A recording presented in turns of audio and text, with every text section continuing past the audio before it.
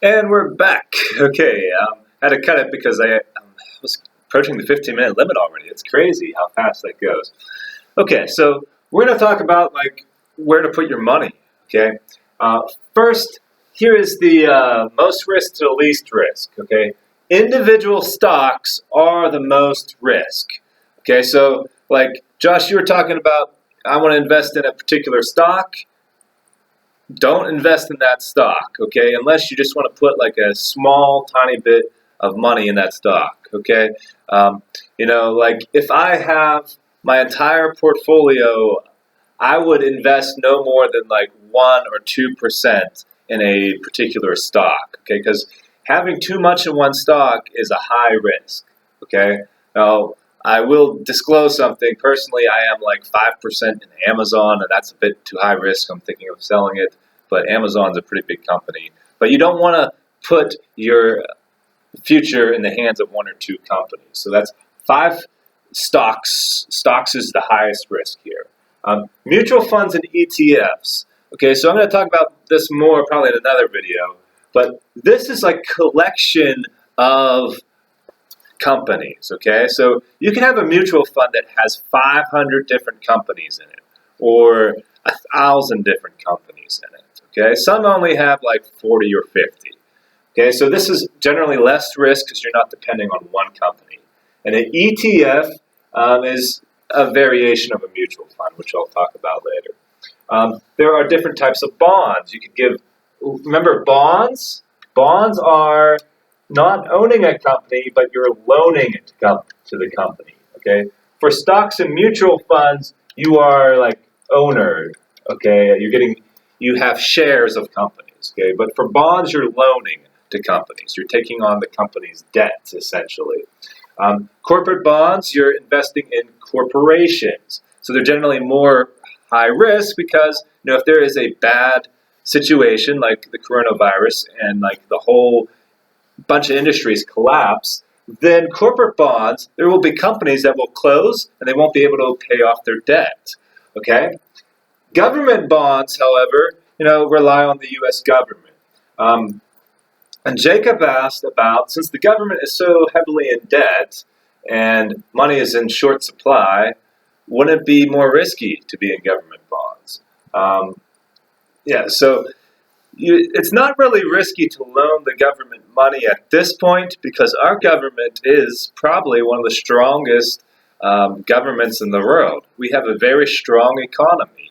Our debt is only it's our GDP compared to our debt, isn't like astronomically out of control, okay, compared to some places in some countries. So our country is strong.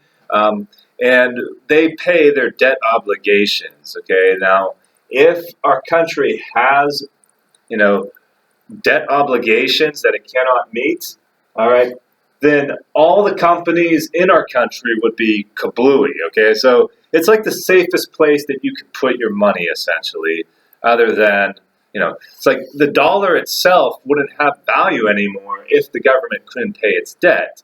So it's like, why would you even have money? If you are fearful of the government not being able to pay its debt, then you should invest in like tangible assets, or spread your money amongst other countries. Okay, so you shouldn't fear government bonds, okay, because our country is strong. Savings accounts, okay, so savings accounts lose to inflation. So in general, it's a good place to put short-term but not long-term, assets there. Yep. So, anyways, a couple of things that were mentioned here. Stocks and mutual funds. The collection of all stocks. If you're looking at annual returns, you're thinking about 10%. Okay. Now, there will be years where you'll lose money, of course. Corporate bonds. Generally speaking, you're thinking about maybe 7%. Government bonds around 5%. Savings accounts, if you're fortunate, you'll get like 1%. Okay, and then there's all types of different variation between there because sometimes things will do well and sometimes they won't. And even in each one of these categories, ways, like mutual funds.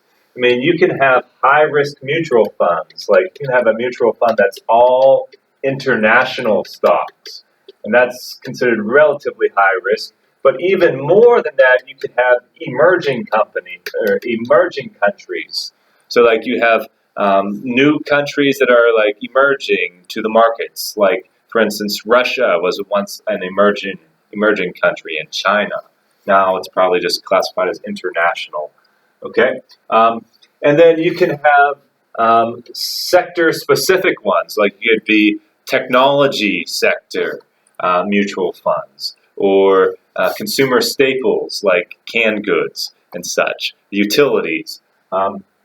Mutual funds also could be variation between mutual funds and bonds. So mutual funds aren't always stocks, depending on the mutual fund. So you have more conservative mutual funds out there too.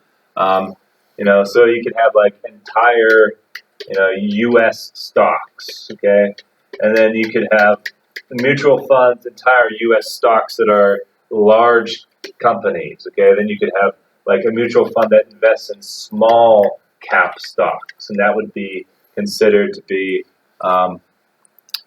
probably higher risk than large caps. I should probably put that one up there. But you would have a continuum of different investment risk even in mutual funds, okay? And even in bonds, okay, you have different durations on bonds. Longer bonds have more interest rate inflation potential to erode at that value there. So there's a lot of different things to consider here. We're going to talk about mutual funds more probably in the next video, which you'll see.